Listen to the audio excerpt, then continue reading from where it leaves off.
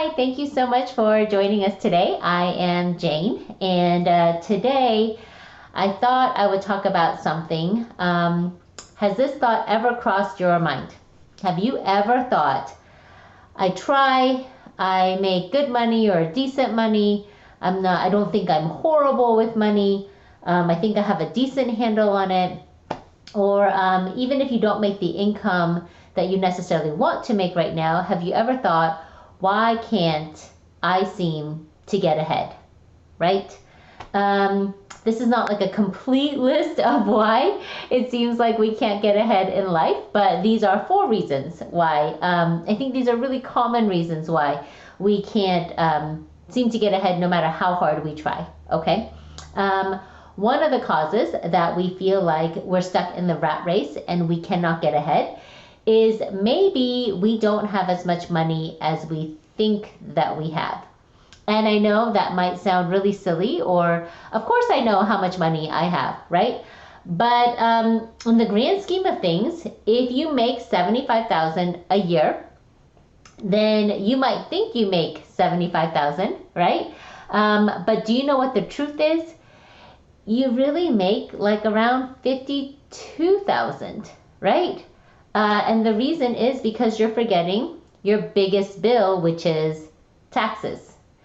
And that's at 30% taxes, right? 52,000. And that's what you bring home, right? That's called your net, what you bring home, not your gross. Your gross is 75,000 and you never get to see it really because you have to pay taxes. We all do. And your net may be even less than that if you factor in other deductions like health insurance, or if you're contributing to a retirement plan, or just any other deductions that you have, right? So we need to live based on our net and not our gross. So do you see how it might be hard to get ahead if we're living like we make 75,000, but we really need to live like we make 52,000 or whatever your net is, right? Number 2 reason why we feel like we just can't seem to get ahead is because when we make bigger purchases, or really any purchase, I think we've been conditioned to make these purchases in installments, right? So when you go buy a TV, let's say it's $1,000 TV, for round numbers, like we don't pay $1,000, right? We pay $100 a month or whatever that installment payment ends up being. So you kind of psych yourself out because maybe there's this part of you that thinks that you didn't pay $1,000, you only paid $100, period. and we kind of do that, right? So maybe instead of buying the $1,000 TV because we only make $100 payment, maybe we end up buying a $1,500 TV and have $150 a month payment. But do you see how we can like kind of get ourselves stuck in this, like just racking up installment payments and spending more than what we really should spend because it's only this much per month, right? So it's fine, right? I'm not against either, but when we do that with furniture and electronics, like our cell phone, our TV, our computers, then you can see how we can get kind of stuck, right? Number 3 of why we can't get ahead, or why it seems like we can't get ahead no matter how hard we try, is lifestyle creep.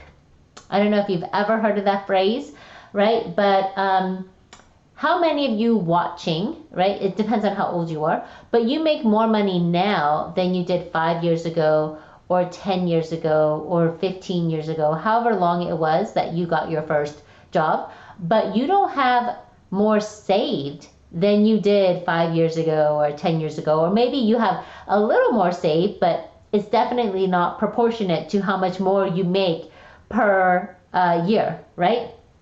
And it's because of something called lifestyle creep. You get that raise, you get that promotion, you get that other job, and then all of a sudden, right? Oh, I deserve that new car. I should live in a different house. I should wear different clothes, or whatever it is, and your lifestyle tends to creep up with your pay raises. It tends to creep up with how much money you make.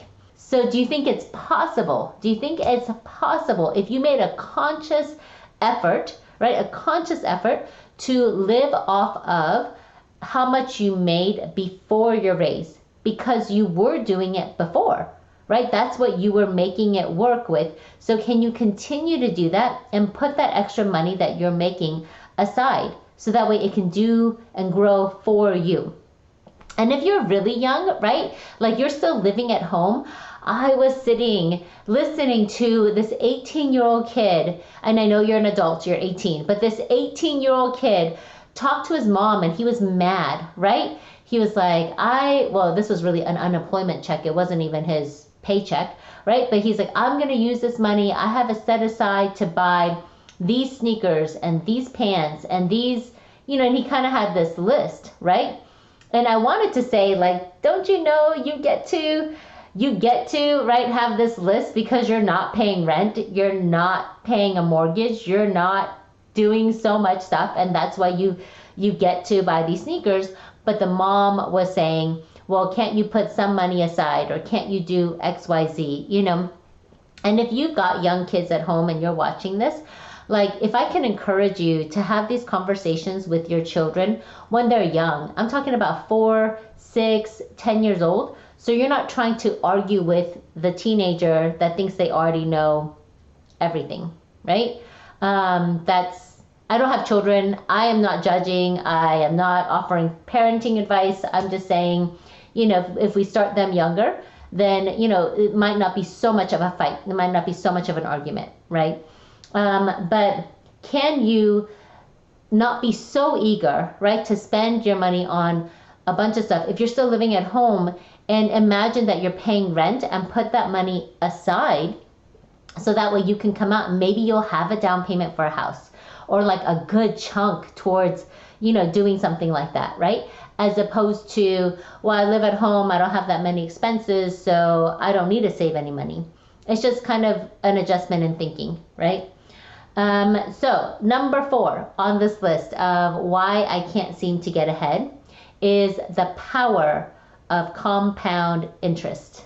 I know, it sounds so exciting, right? But it really actually can be. And, you can kind of geek out with me a little bit. But the power of compound interest, it's a huge reason why a lot of people feel like they can't get ahead, or why we think that we're not further along than what we should be. Because let's say that you make $1,000 in purchases, right? And that's shoes, Starbucks, clothes, like going out, whatever. It's $1,000, and that's going on your credit card. But you're not paying off the balance, right? I think credit cards are amazing, and I hope to make a video on credit card and points and travel and how you can use it to travel for free, or a lot of it for free.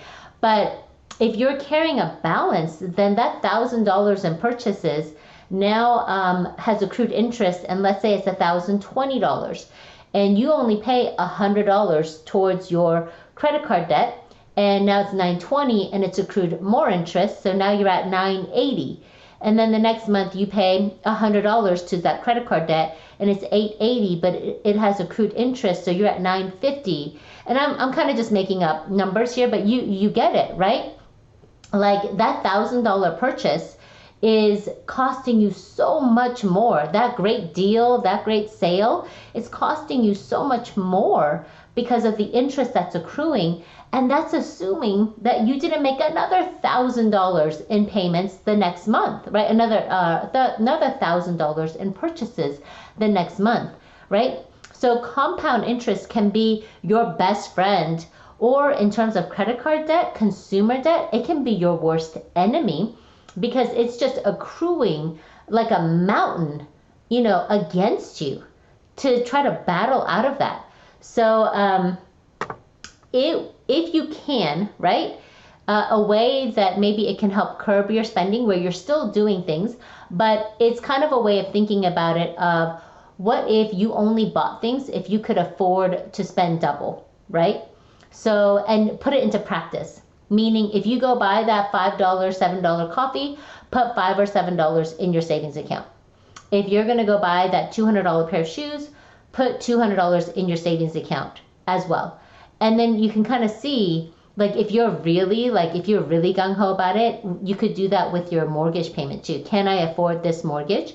And it's $2,000 a month. Can you put $2,000 into your savings account as well as pay your mortgage? And I know that's kind of extreme, but if you can save money the right way, then the money will save you when you need it, right? It's just like we got to learn to work with it.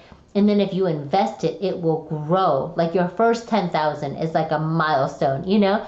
And then your next 100,000. But then it just becomes easier and easier to grow your money because you have money to start growing it, right? But you gotta get there first. No one's gonna give it to us. We can't expect anyone to rescue us because that just, I mean, it's just not gonna happen, right? Yeah, none of that. So for most of us, it's a psychological trick, right? It's a mental thing. If we can treat it like a game, right? As opposed to, oh, I need to put aside, or, oh, you know, why can't I get ahead? You know, if we can treat it like a game, it might actually make it more fun, right?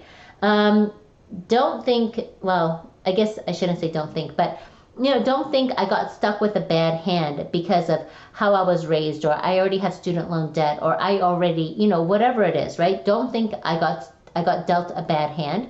Instead, think, okay, this is the hand that I'm dealt. How do I play it? Because obviously other people before me have gotten out of debt, have succeeded, who were in my exact same situation. So how do I now play the hand that I'm dealt to get out of the situation?